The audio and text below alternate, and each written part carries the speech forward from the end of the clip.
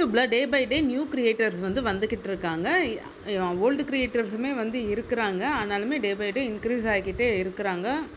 So இது எல்லாமே யூடியூபும் கூகுளும் maintain பண்ணியிருக்காங்க சர்டன் பாலிசிஸ் மூலிமா. எக்ஸாம்பிளுக்கு சொல்லணும்னா monetisation policies, community policies, spam policy, reused policy, repetitive policy, content violation policy எல்லாமே கண்காணிச்சிட்டு தான் இருக்காங்க. சில நேரங்களில் நம்மளுக்கு ரீயூஸ்ட் ஓன் கண்டென்ட்டுக்குமே வாங்கினவங்க இருப்போம். இது எல்லாமே கூகுள் ஏஐ மூலிமா மானிட்டர் பண்ணுறாங்க. ப்ரீவியஸ் இயர்ஸ்லலாம் 93% இருந்தது அக்யூரசி. இதன் மூலிமா சேனல் வயலேஷன்ஸ், கண்டென்ட் வயலேஷன்ஸ் எல்லாமே யூடியூப்பில் ரிமூவ் பண்ணியிருக்கிறாங்க.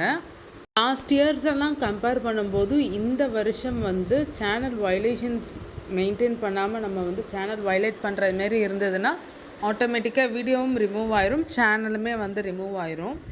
இதை யூடியூப் கூகுள் ஏஐ மூலயமா ஈஸியாக டிசிஷன் எடுத்திருக்கிறாங்க.